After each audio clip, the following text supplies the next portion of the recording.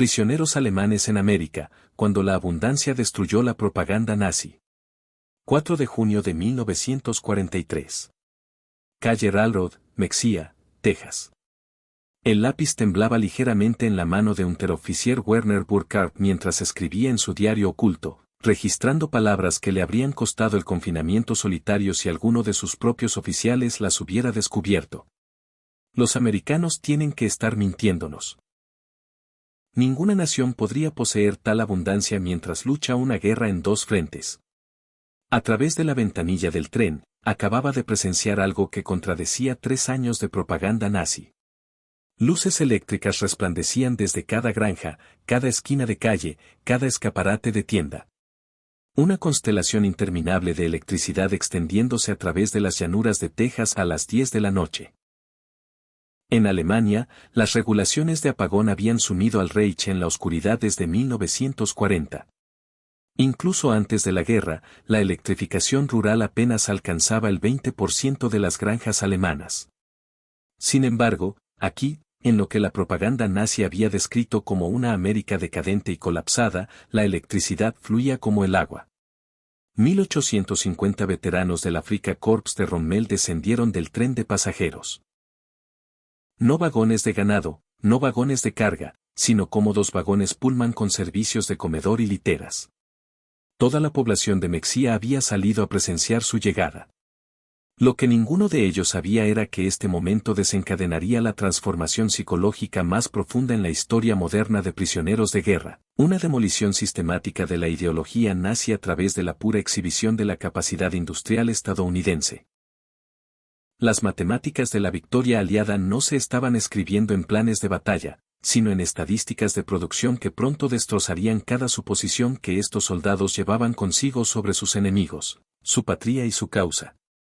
El colapso había comenzado el 13 de mayo de 1943 en Túnez. El general Jürgen von Arnim, sucesor de Rommel, se rindió junto con aproximadamente entre 250.000 y 275.000 soldados alemanes e italianos. Las cifras variaban mientras unidades dispersas continuaban rindiéndose durante varios días. Los combatientes del desierto más experimentados de la Wehrmacht, hombres que habían empujado a los británicos de vuelta a Egipto, que se habían ganado el respeto a regañadientes del propio Montgomery, eran súbitamente prisioneros. Entre ellos estaba el cabo mayor Friedrich Radke, poseedor de la Cruz de Hierro de primera clase, veterano de la campaña de Francia, herido 2 veces en el norte de África. Su diario, descubierto décadas después en los archivos nacionales, proporcionaría a los historiadores el relato más detallado del impacto psicológico del cautiverio estadounidense sobre los soldados alemanes. Si te está gustando este contenido, recuerda que suscribirte que es gratis y si le das a la campanita no te perderás nada. El viaje de la derrota a la revelación comenzó en el puerto de Orán, Argelia.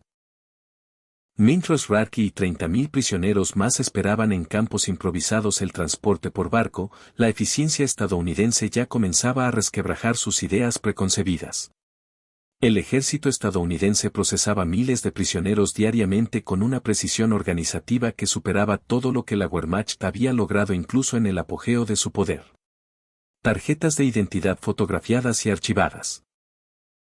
Exámenes médicos completados, inoculaciones administradas, derechos de la Convención de Ginebra explicados en alemán fluido por oficiales estadounidenses entrenados específicamente para este momento. Pero el primer verdadero shock llegó con la comida.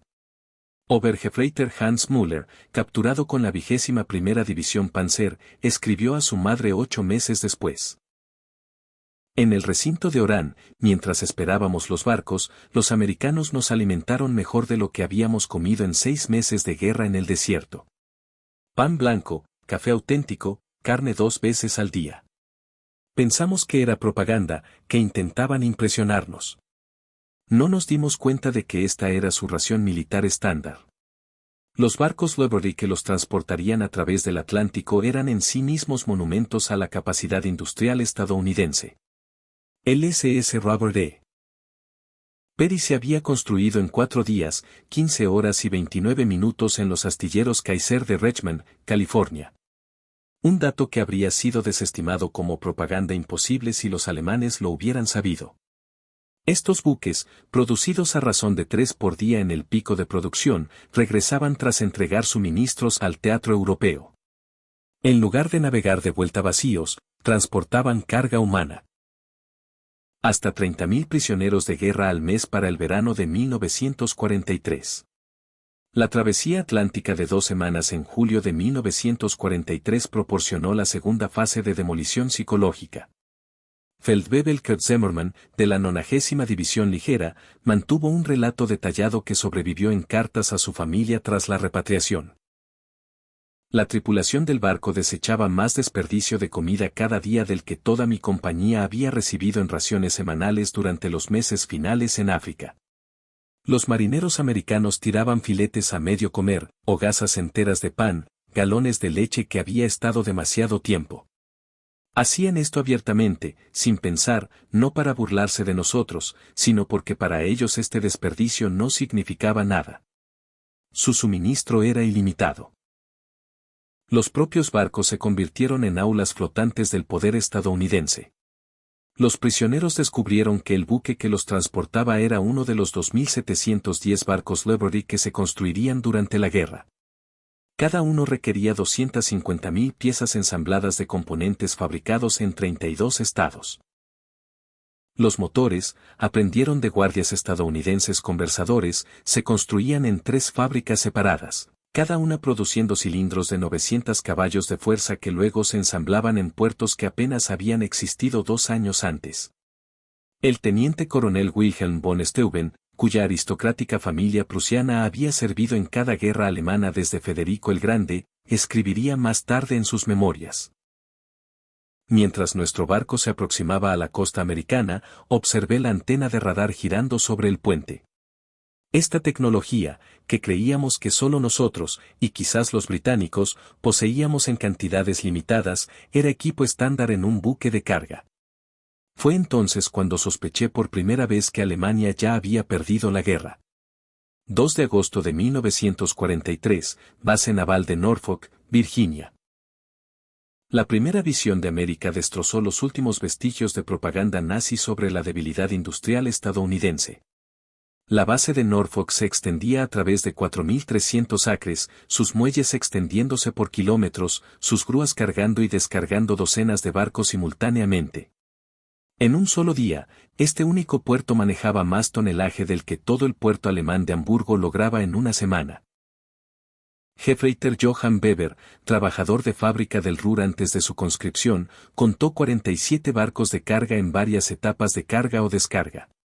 Cada grúa levantaba cargas que habrían requerido una docena de hombres y caballos en Alemania. Se movían con energía eléctrica, suavemente, continuamente, sin el humo de carbón que ahogaba nuestras ciudades industriales. Los prisioneros fueron formados en columnas para la marcha hacia los trenes que esperaban. A lo largo de la ruta, pasaron aparcamientos llenos de automóviles civiles, cientos de ellos pertenecientes a trabajadores portuarios. En Alemania, la propiedad privada de automóviles seguía siendo un privilegio de los ricos y la élite del partido.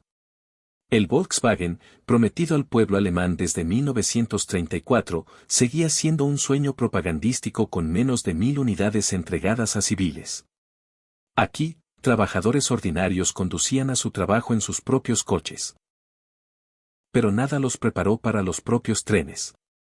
No vagones de mercancías, no los vagones 48 que habían transportado tropas alemanas a través de Europa, sino vagones de pasajeros completos.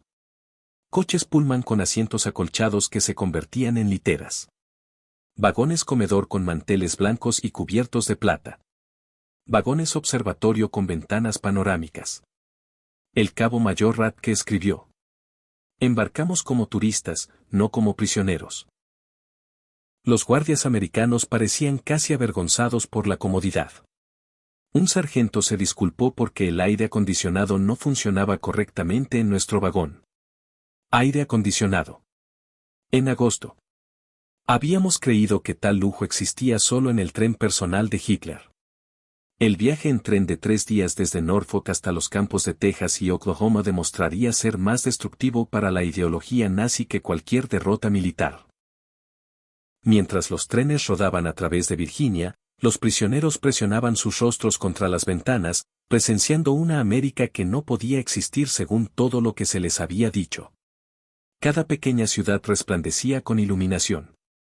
Martinsville, Danville, Greensboro, comunidades que en Alemania habrían tenido suerte de tener una sola farola eléctrica mostraban escaparates iluminados, letreros eléctricos, casas con luces encendidas en múltiples habitaciones. Los trenes pasaban fábricas operando turnos nocturnos, sus ventanas brillando, aparcamientos llenos incluso a medianoche. Obergefreiter Müller, cuyo padre era líder de bloque del partido nazi en Hamburgo, escribió en una carta descubierta en 1987. Pasamos por docenas de ciudades esa primera noche. Todas tenían más electricidad que todo Hamburgo. Los guardias nos dijeron que esto era normal, que cada pueblo americano tenía electricidad desde los años 20. Le llamé mentiroso. Él simplemente se encogió de hombros y dijo que lo veríamos. En Roanoke, Virginia, el tren se detuvo para agua y carbón. Los prisioneros observaron cómo trabajadores ferroviarios estadounidenses realizaban en 30 minutos lo que habría tomado 2 horas en Alemania. Cargadores automáticos de carbón, bombas de agua eléctricas, sistemas de lubricación mecanizados. Cada aspecto de la operación demostraba superioridad tecnológica. Más perturbador aún era la riqueza casual de los propios trabajadores. Llevaban botas de cuero que le habrían costado a un trabajador alemán 2 meses de salario. Bebían Coca-Cola de botellas de vidrio y tiraban los envases vacíos en cubos sin pensarlo. Fumaban cigarrillos continuamente, apagándolos a medio terminar. Feldwebel Heinrich Müller, ingeniero eléctrico de Siemens antes de la guerra, calculó que el único patio ferroviario donde se detuvieron usaba más electricidad en una hora de la que todo su distrito en Berlín usaba en un día. El desperdicio era magnífico. Dejaban luces encendidas en edificios vacíos. Ventiladores eléctricos funcionaban en habitaciones desocupadas. Era la despreocupación del recurso infinito. Mientras los trenes cruzaban hacia Tennessee y Kentucky, los prisioneros encontraron el poder industrial estadounidense en plena exhibición. A través de las ventanas, observaban fábricas interminables, cada una más grande que cualquier cosa que la mayoría hubiera visto en Alemania. La planta de aluminio Alcoa en Tennessee se extendía 3 kilómetros a lo largo del río, sus hornos eléctricos consumiendo 175.000 kilovatios de energía, más que toda la ciudad de Múnich. Cerca de Louisville, los trenes redujeron la velocidad al pasar el complejo Rupert-Owen, donde plantas de caucho sintético habían surgido de campos vacíos en solo 18 meses. 4 instalaciones masivas, cada una empleando miles de trabajadores, produciendo 800.000 toneladas de caucho sintético anualmente. Alemania, a pesar de inventar el proceso, nunca había logrado más de 120.000 toneladas en su mejor año. Oberleutnant Tarek Hoffman, químico de IG Farben, comprendió las implicaciones inmediatamente. En una entrevista de posguerra, recordó. Conocía esas plantas. Podía ver las columnas de destilación, los crackers catalíticos. Cada instalación era más avanzada que cualquier cosa que hubiéramos construido, y había 4 de ellas solo en esta ubicación. Nos dijeron que había docenas más en todo el país. Los trenes pasaron la planta de Ford en Willow Run fuera de Detroit, visible desde kilómetros de distancia. Esta única fábrica, construida en solo 9 meses, producía un bombardero B-24 Liberate cada 63 minutos. En producción máxima, 42.000 trabajadores ensamblaban bombarderos a partir de 1.550.000 piezas fabricadas por 1.500 subcontratistas. La planta consumía 2,5 millones de pies cuadrados de superficie y usaba más electricidad que toda la ciudad alemana de Colonia. Hauptmann Werner, piloto de la Luftwaffe derribado sobre Túnez, presionó su rostro contra la ventana al pasar. Contó 17 B-24 en varias etapas de construcción visibles desde el tren. Nos habían dicho que los aviones americanos eran inferiores, construidos apresuradamente, se desmoronarían en combate. Pero podía ver la precisión de las líneas de ensamblaje, la calidad de la construcción. Estos no eran aviones inferiores. Simplemente se construían más rápido de lo que podíamos imaginar. Cuanto más profundamente penetraban los trenes en América, más completa se volvía la destrucción de la mitología nazi. En St. Louis, cruzaron el río Mississippi por el puente Eads, mientras debajo, barcazas transportaban más grano que toda la cosecha alemana de 1942. Los prisioneros podían ver elevadores de grano extendiéndose a lo largo de ambas orillas, cada uno conteniendo suficiente trigo para alimentar una ciudad alemana durante meses. Unteroffizier Karl Schmidt, hijo de granjero de Baviera, escribió en su diario: los americanos transportan comida como nosotros transportamos munición, en cantidades interminables sin preocupación por la pérdida. Observé cómo cargaban una sola barcaza con suficiente trigo para alimentar todo mi pueblo durante 5 años. El operador de la grúa estaba comiendo un bocadillo con más carne que nuestra ración semanal. En Kansas City, el tren se detuvo en un enorme matadero donde decenas de miles de reses esperaban el sacrificio. El olor de las empacadoras de carne llenaba el aire por kilómetros. Prisioneros alemanes que habían subsistido con 200 gramos de carne por semana en África cuando tenían suerte, observaban trabajadores estadounidenses comiendo bocadillos de carne durante su pausa para almorzar. Gefreiter Paul Fischer escribió: comían carne como nosotros comíamos pan. No, eso está mal. Comían carne como nosotros deseábamos poder comer pan. El guardia nos compró hamburguesas de un puesto cerca de la estación. Carne, queso, verduras en pan blanco por 15 centavos. Compró 20 sin pensar, pagó con un solo billete de $1. Esto no era especial. Esta era su comida normal. La llegada a los propios campos proporcionó el siguiente nivel de demolición cognitiva.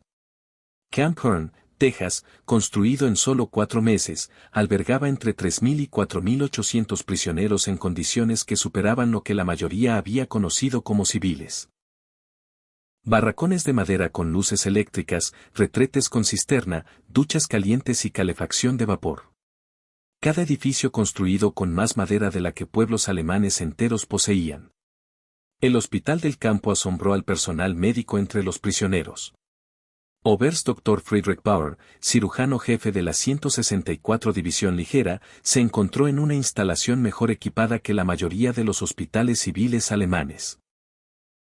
Máquinas de rayos X, equipo quirúrgico, suministros farmacéuticos que no habían estado disponibles en Alemania desde 1941.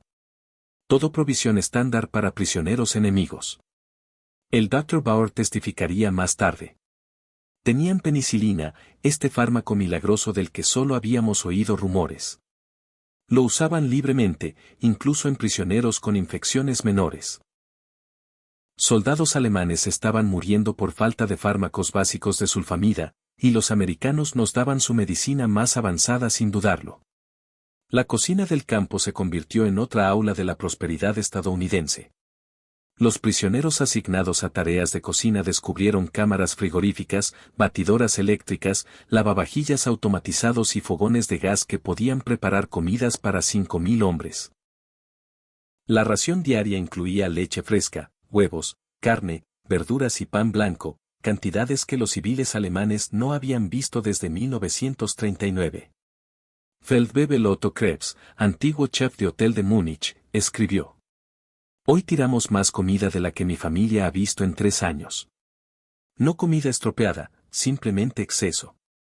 Las regulaciones americanas requieren que preparemos 10% más de lo necesario para asegurar que cada prisionero reciba raciones completas. El excedente se desecha. Lloré mientras tiraba pan perfectamente bueno a la basura.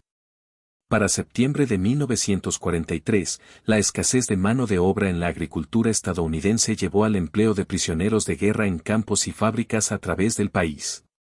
Esta decisión, impulsada por la necesidad, demostraría ser más destructiva para la ideología nazi que cualquier programa de propaganda podría haber logrado.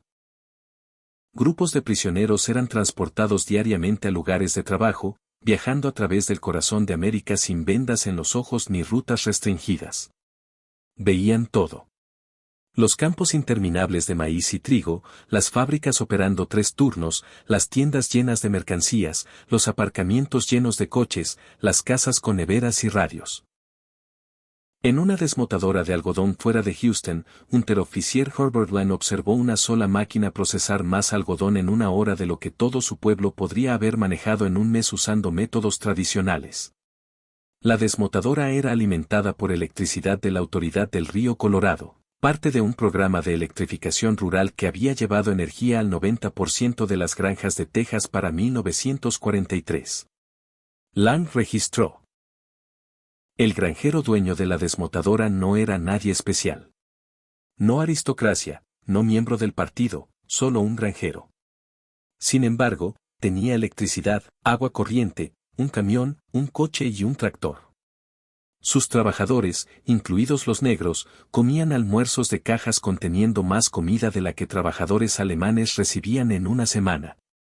Y esto era normal. Cada granja que pasábamos era igual.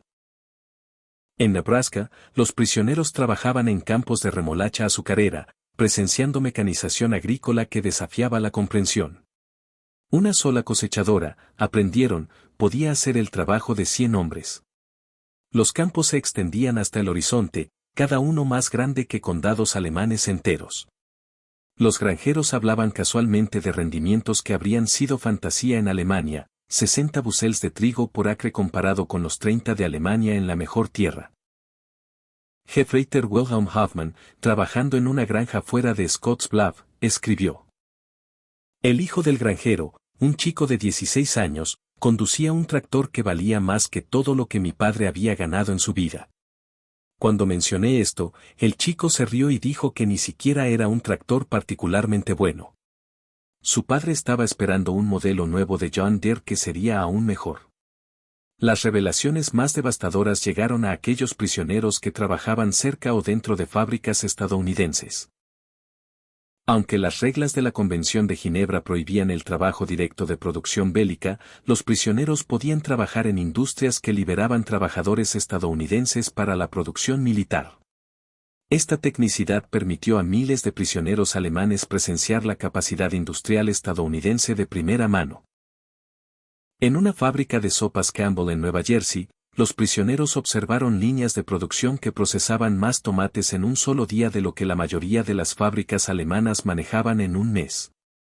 La instalación operaba con una plantilla esquelética de mujeres y hombres mayores ya que la mayoría de los trabajadores jóvenes estaban en el ejército. Sin embargo, la producción superaba los niveles de tiempos de paz. Stabsfeldwebel Ernst Wagner, que había trabajado en una planta alemana de procesamiento de alimentos antes de la guerra, documentó la experiencia. Todo estaba automatizado. Cintas transportadoras eléctricas, máquinas automáticas de llenado, cocedores de vapor que procesaban cientos de latas simultáneamente. Una mujer anciana monitoreaba controles que gestionaban lo que habría requerido 50 trabajadores en Alemania. Hacía esto mientras escuchaba una radio y bebía café. Cerca de Detroit, prisioneros descargando carbón en una planta de energía obtenían vislumbres de la conversión de la industria automotriz a producción bélica. El complejo River Rouge, visible al otro lado del agua, empleaba 100.000 trabajadores produciendo JEPs, motores de aviones y tanques. La planta consumía 1,5 millones de kilovatios de electricidad diariamente, más que toda la ciudad de Hamburgo. Obergefreiter Franz Kellner escribió. Podíamos ver los aparcamientos. Miles de coches perteneciendo a trabajadores. Trabajadores. En Alemania, incluso nuestros oficiales rara vez poseían coches. Aquí, los trabajadores de fábrica conducían al trabajo. El guardia nos dijo que muchos trabajadores poseían 2 coches, uno para el trabajo, uno para uso familiar. Pensamos que se estaba burlando de nosotros. Para el invierno de 1943, el impacto cumulativo de estas observaciones estaba produciendo lo que los oficiales de inteligencia estadounidenses llamaban síndrome de colapso ideológico entre los prisioneros. La División de Proyectos Especiales, el programa secreto de reeducación dirigido por la Oficina del Preboste Mariscal General, documentó números crecientes de prisioneros solicitando acceso a periódicos, libros y materiales educativos estadounidenses. El mayor Paul Nuland, miembro del equipo de monitoreo, informó en diciembre de 1943. Los prisioneros ya no discuten cuando se les muestran estadísticas de producción. Han visto demasiado. Los nazis más fanáticos se han quedado callados. Todavía mantienen lealtad a Alemania, pero ya no hablan de victoria. Muchos cuestionan abiertamente lo que se les dijo sobre América. Los periódicos del campo producidos por los propios prisioneros comenzaron a reflejar esta transformación. Der Ruf, la llamada, publicado en Fort Coney, Rhode Island, cambió gradualmente de nacionalismo desafiante a discusiones sobre democracia, sistemas económicos y reconstrucción de posguerra. Los editores, prisioneros antinazis cuidadosamente seleccionados, encontraron su audiencia cada vez más receptiva. Lieutenant Hermann Gatza, capturado con la 10ª División Panzer, escribió en una carta que pasó los censores estadounidenses. Se nos dijo que América era una nación mestiza, débil, dividida, controlada por judíos, incapaz de proeza militar. Cada día que estoy aquí, veo lo contrario. Esta es la nación más organizada, unificada y poderosa de la tierra. Nos contaron cuentos de hadas unos criminales. El golpe más devastador a la ideología nazi vino de una fuente inesperada. El trato a los prisioneros italianos tras la rendición de Italia en septiembre de 1943. Los prisioneros italianos que aceptaron cooperar fueron formados en unidades de servicio italianas, se les dieron mejores alojamientos, mayor paga y más libertad. Los prisioneros alemanes observaban a sus antiguos aliados trabajando junto a estadounidenses, comiendo en restaurantes estadounidenses, algunos incluso saliendo con mujeres estadounidenses. El cabo mayor Friedrich Sulz escribió: Los italianos nos traicionaron, sin embargo se les trata mejor de lo que nosotros los tratamos como aliados. Trabajan libremente, ganan dinero, envían paquetes a casa. Los americanos no les muestran odio. Esta democracia que nos enseñaron a despreciar parece más honorable que nuestro propio sistema. La Navidad de 1943 proporcionó el impacto psicológico más profundo. Organizaciones estadounidenses, iglesias y grupos cívicos enviaron 500.000 paquetes navideños a prisioneros de guerra alemanes, enemigos que habían estado intentando matar soldados estadounidenses meses antes. Cada paquete contenía cigarrillos, dulces, artículos de tocador y juegos. Comunidades locales invitaron a prisioneros a cenas navideñas, aunque las regulaciones impedían que la mayoría aceptara. En Camp Horn, Texas, el coro de la iglesia metodista local interpretó villancicos en alemán para los prisioneros. Mujeres de Harne enviaron galletas y pasteles caseros. Los Boy Scouts entregaron tarjetas navideñas hechas a mano. Esta amabilidad hacia enemigos destrozó los últimos vestigios de la teoría racial nazi. Oberleutnant Walter Müller, cuyo hermano había muerto en el bombardeo de Hamburgo, escribió: Saben que somos sus enemigos. Muchos tienen hijos y maridos luchando contra nuestros ejércitos. Sin embargo nos muestran caridad cristiana, no propaganda, sino bondad genuina. ¿Qué clase de gente trata a sus enemigos de esta manera? Solo aquellos absolutamente seguros de su victoria y confiados en su poder. La propia fiesta navideña desafiaba la comprensión. Pavó, jamón, puré de patatas, salsa, verduras, tartas, helado. Cantidades de comida que Alemania no había visto desde antes de la Primera Guerra Mundial. Los prisioneros comieron hasta enfermar, incapaces de comprender tales recursos siendo prodigados en enemigos. Feldwebel Hans escribió: Comimos como reyes. Mejor de lo que comen los generales alemanes, mejor que los líderes del partido. Y esto no era especial. Los guardias nos dijeron que esta era una cena navideña estadounidense normal, que cada familia estadounidense estaba comiendo la misma comida. Si pueden alimentar a prisioneros de esta manera, ¿qué deben comer sus propios soldados? Para principios de 1944, más de 40.000 prisioneros alemanes estaban matriculados en programas educativos. Estudiaban inglés, historia estadounidense, matemáticas y ciencias. La Universidad de Chicago proporcionaba cursos por correspondencia. La Universidad de Stanford enviaba profesores para dar conferencias sobre democracia y economía. La sed de conocimiento era insaciable. Prisioneros a quienes se les había dicho que los estadounidenses eran bárbaros incultos descubrieron bibliotecas con millones de libros, universidades que daban la bienvenida a todas las clases sociales, investigación científica que lideraba el mundo. Leían periódicos estadounidenses libremente, comparando múltiples puntos de vista, algo imposible en la Alemania nazi. El Dr. Wilhelm von Braun, un físico reclutado del Instituto Kaiser Wilhelm, asistió a conferencias sobre física atómica en Camp Shelby. Más tarde escribió: profesores estadounidenses, incluidos refugiados judíos de Alemania, nos enseñaban sin odio. Hablaban de la ciencia como universal, perteneciente a toda la humanidad. Estaban años adelante de la investigación alemana y compartían conocimiento con enemigos. Esta generosidad de espíritu era incomprensible para mentes moldeadas por la ideología nazi. Los teatros del campo mostraban películas estadounidenses, no propaganda, sino producciones regulares de Hollywood. Los prisioneros vieron lo que el viento se llevó, viendo una representación de la derrota y recuperación estadounidense que resonaba con su propia situación. Vieron las uvas de la ira, asombrados de que los estadounidenses mostraran tal autocrítica a enemigos. Lieutenant Joseph Kramer escribió: no ocultan nada. Muestran sus problemas, sus fracasos, sus conflictos. Sin embargo, esta honestidad los hace más fuertes, no más débiles. En Alemania, tal crítica significaría la muerte. Aquí se considera patriótico.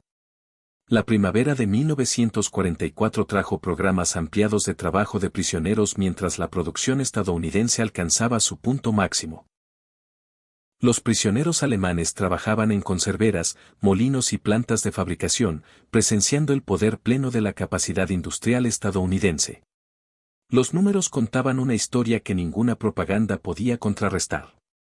En la fábrica de lanchas Higgins en Nueva Orleans, los prisioneros descargaban acero que se convertiría en lanchas de desembarco para el día de observaban cómo trabajadores ensamblaban 700 lanchas por mes, cada una requiriendo 20.000 piezas. La fábrica empleaba 20.000 trabajadores, incluidas miles de mujeres que operaban grúas, soldaban cascos y gestionaban líneas de producción. Stabsfeld Bebel Kurt Zimmermann escribió: mujeres haciendo trabajo de hombres, negros operando maquinaria compleja, adolescentes manejando equipos de perforación, todo lo que nos dijeron que era imposible en una democracia. Sin embargo, la producción nunca se detuvo.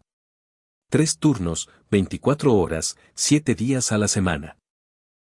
Producían más lanchas en un mes de las que toda nuestra armada construyó en un año. En Republic Steel en Ohio, los prisioneros presenciaron la producción de 10.000 toneladas de acero diarias. Los altos hornos funcionaban continuamente, alimentados por trenes interminables de mineral de hierro de Minnesota y carbón de Pensilvania. La escala desafiaba la comprensión alemana. Obergefreiter Paul Hartmann escribió: trabajé en Krupp antes de la guerra. Pensé que entendía la producción industrial, pero esto estaba más allá de la imaginación. Desperdiciaban más acero en derrames de lo que podíamos producir. Los trabajadores se quejaban del tiempo extra mientras producían cantidades que no podíamos lograr con trabajo esclavo y turnos dobles. La cosecha de verano de 1944 proporcionó la demolición final de la propaganda nazi sobre la debilidad estadounidense. Los prisioneros alemanes trabajaron a través del Medio Oeste, presenciando producción agrícola que podía alimentar al mundo. En Kansas, observaron cosechas de trigo donde granjas individuales producían más grano que provincias alemanas enteras. Las cosechadoras se movían a través de campos como barcos a través de un océano de oro, cada una cosechando 40 hectáreas por día. Los elevadores de grano que llenaban podían contener más trigo del que Alemania importaba en un año entero. Unteroffizier Franz Weber, granjero de Prusia Oriental, escribió: un granjero estadounidense con maquinaria hace el trabajo de 100 granjeros alemanes. Me mostraron fotografías aéreas de los campos de trigo, miles de kilómetros cuadrados de grano. Podrían perder la mitad de su cosecha y aún tener más que toda Europa combinada. En el Valle Central de California, los prisioneros recogían fruta en huertos que se extendían más allá del horizonte. Observaban cómo fruta perfectamente buena se descartaba por imperfecciones menores, fruta que habría sido atesorada en Alemania. Cosechas enteras a veces se araban bajo tierra para mantener los precios, un concepto que causaba colapso psicológico entre prisioneros de la Alemania hambrienta. Gefreiter Otto Schultz escribió: destruían comida para mantener los precios estables. Montañas de naranjas buldozadas en pozos porque tenían demasiadas. Rogamos que se nos permitiera enviarlas a Alemania a nuestras familias. Los guardias eran comprensivos pero explicaron que era imposible. El desperdicio era prueba estratégica de recursos ilimitados. 6 de junio de 1944.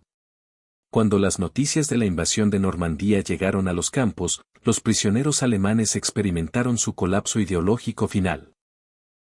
La escala de la operación, 6.000 barcos, 11.000 aviones, 150.000 hombres en la primera oleada, demostró capacidad organizativa estadounidense más allá de los sueños más salvajes de la Alemania nazi.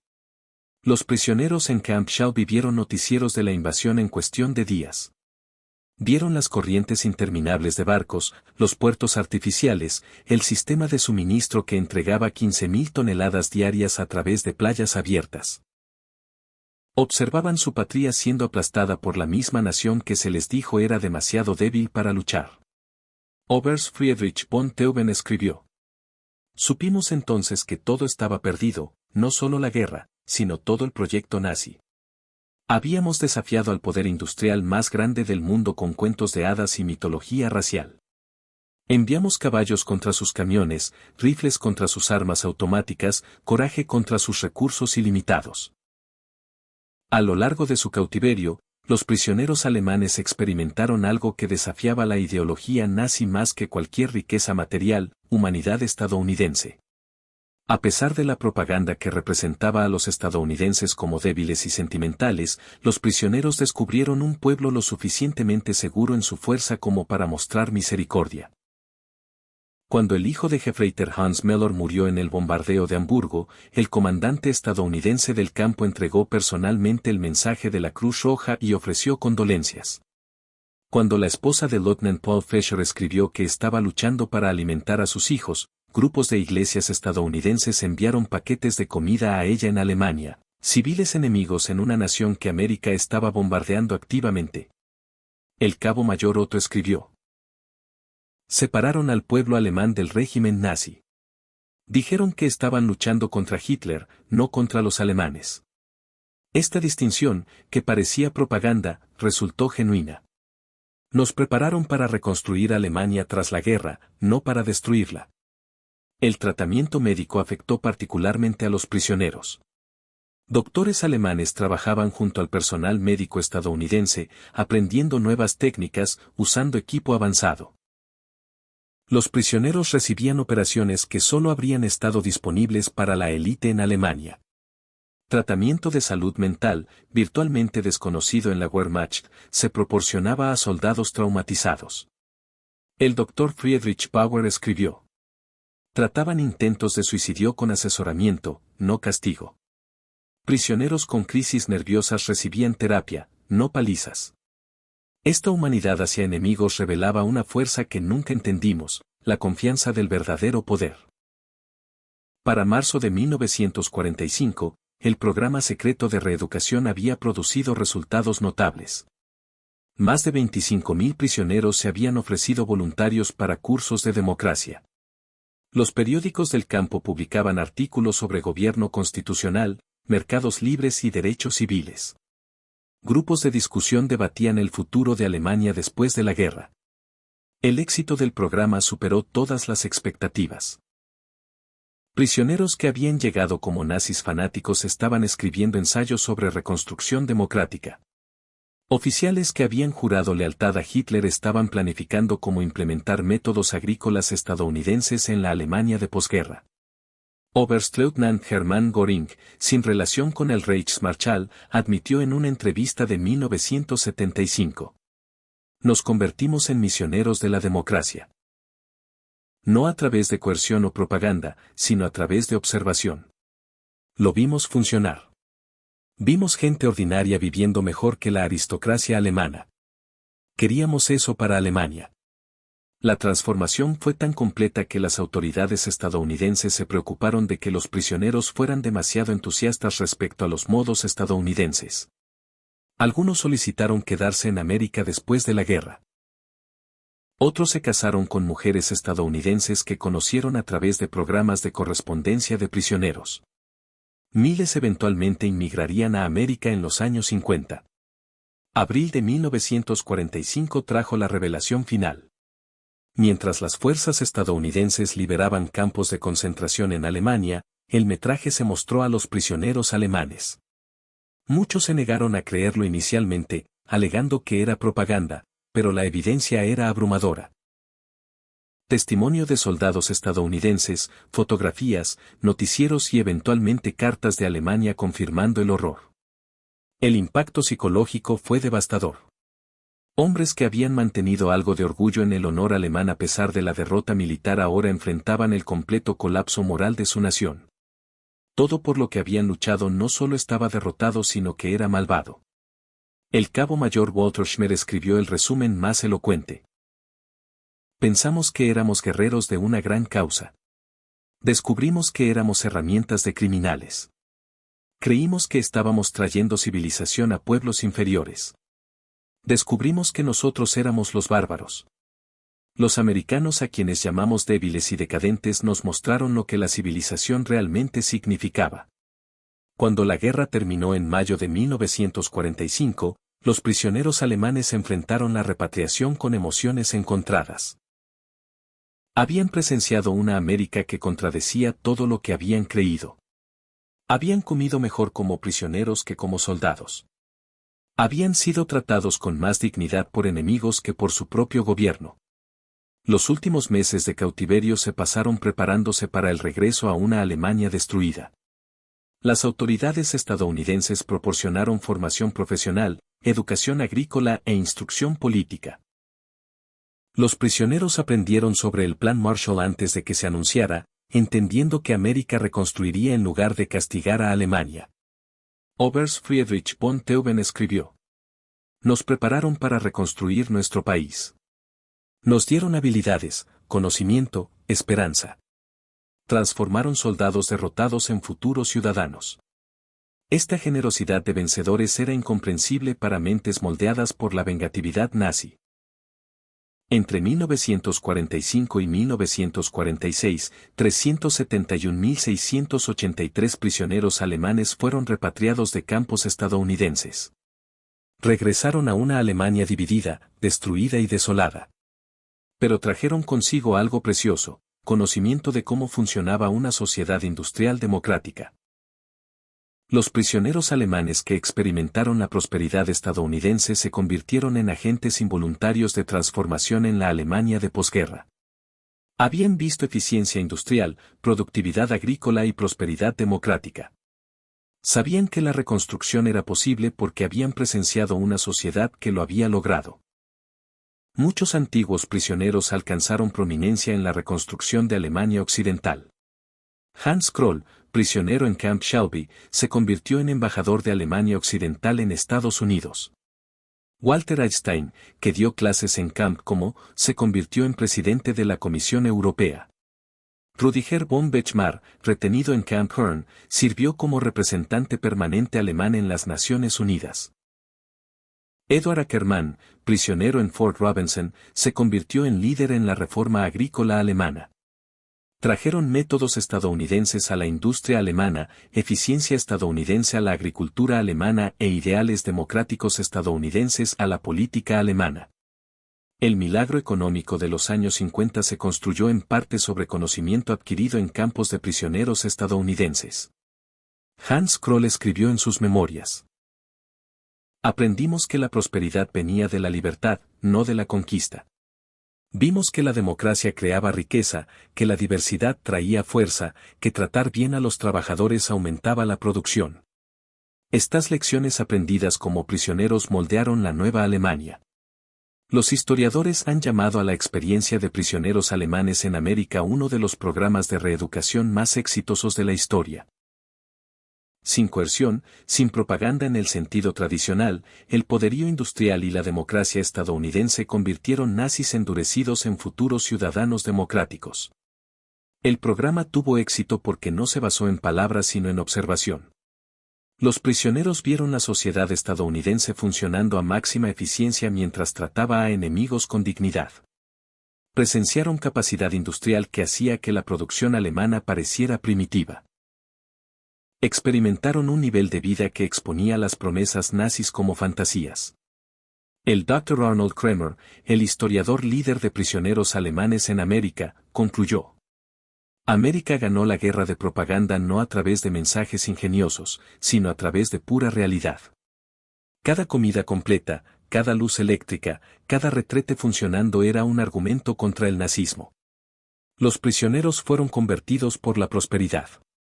Las estadísticas apoyan esta evaluación.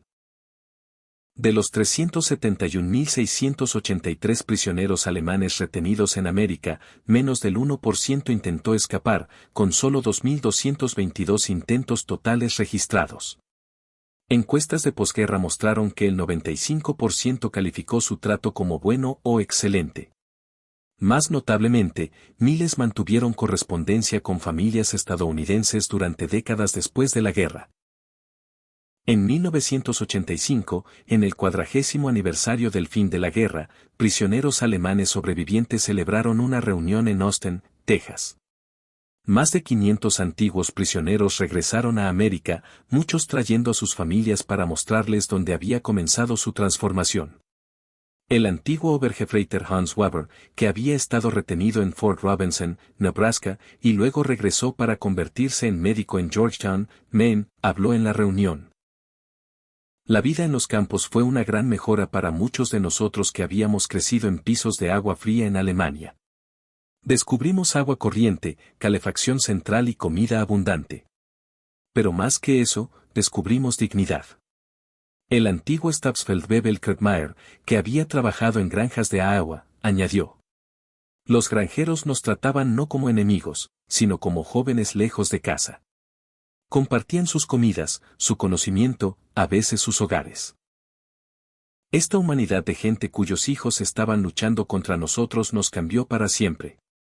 En la cena de la reunión de 1985, el antiguo Oberstleutnant Hermann Gosse, entonces de 78 años, pronunció el discurso principal que capturó la esencia de la transformación. Vinimos a América como enemigos, como nazis, como creyentes en una mentira. Nos fuimos como amigos, como demócratas, como hombres que habían visto la verdad. América nos mostró que la fuerza no viene de la conquista, sino de la producción. No del odio, sino de la diversidad. No de la tiranía, sino de la libertad. Presenciamos el arsenal de la democracia a plena producción. Vimos granjeros que producían comida para el mundo, trabajadores que construían las herramientas de la victoria y ciudadanos que trataban a enemigos con dignidad. Aprendimos que el verdadero arma de América no eran sus bombas o tanques, sino su inagotable capacidad para la creación y su inquebrantable confianza. Regresamos a Alemania con una misión: construir una sociedad que pudiera crear en lugar de destruir, que pudiera prosperar a través de la paz en lugar de la guerra. La Alemania que surgió de las cenizas se construyó sobre lecciones aprendidas en campos de prisioneros estadounidenses.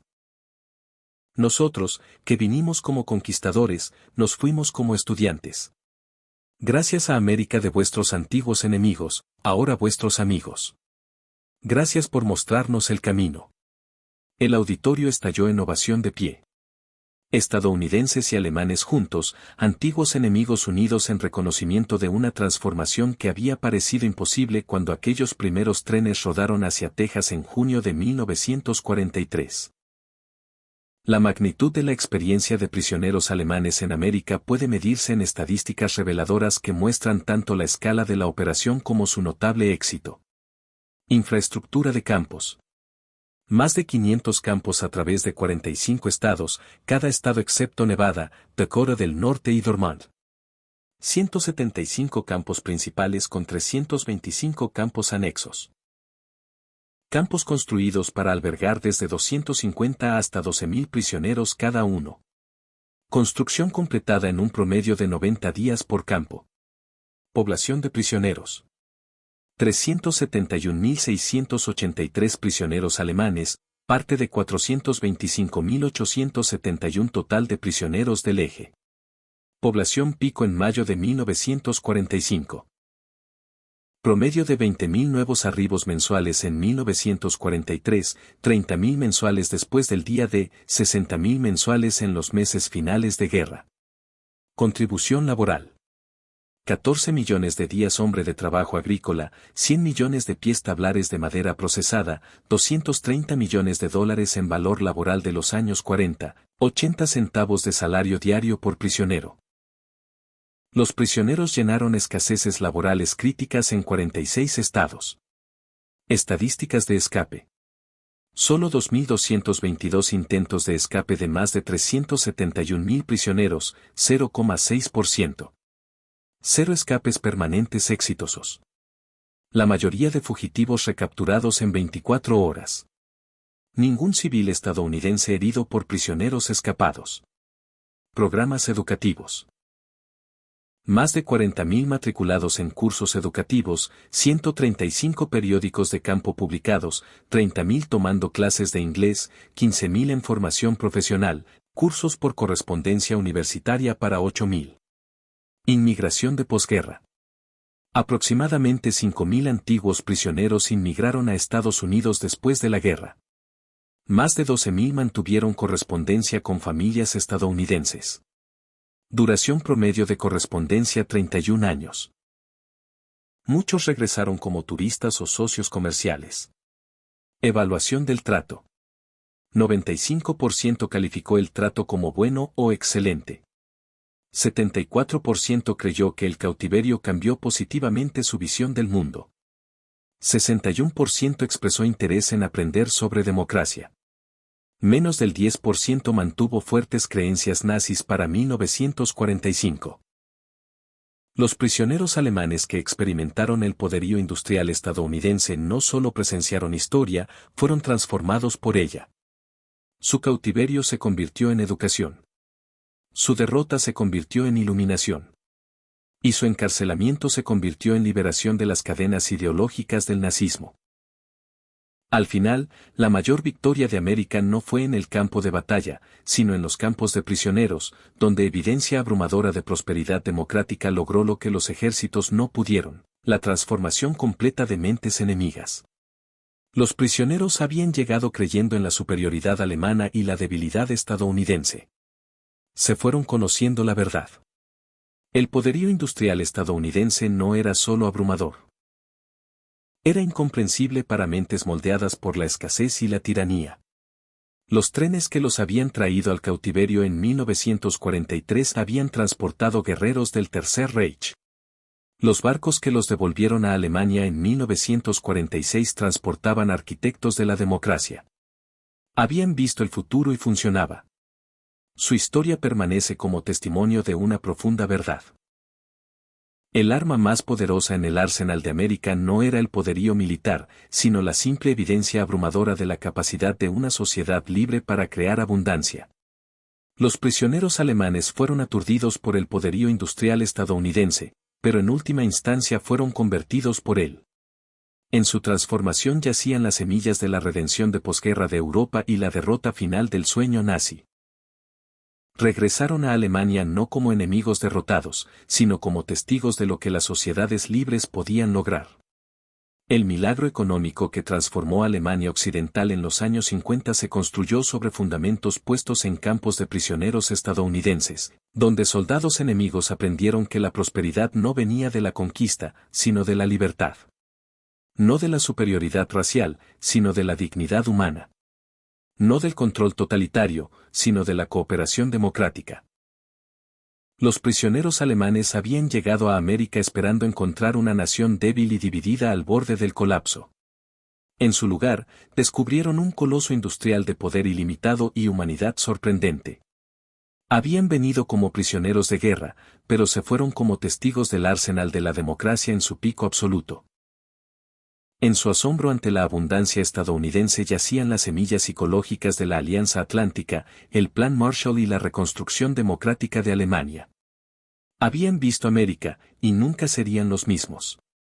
Sus hijos crecerían en una Alemania democrática aliada con Estados Unidos.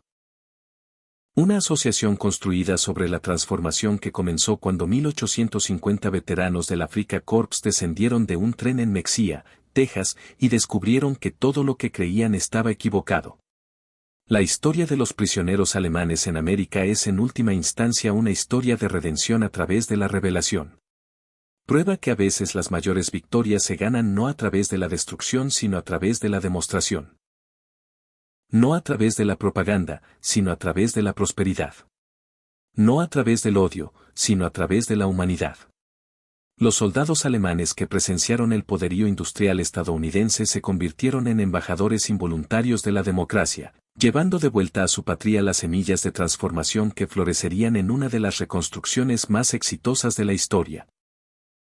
Su viaje de guerreros nazis a ciudadanos democráticos sigue siendo una de las transformaciones más notables de la historia moderna.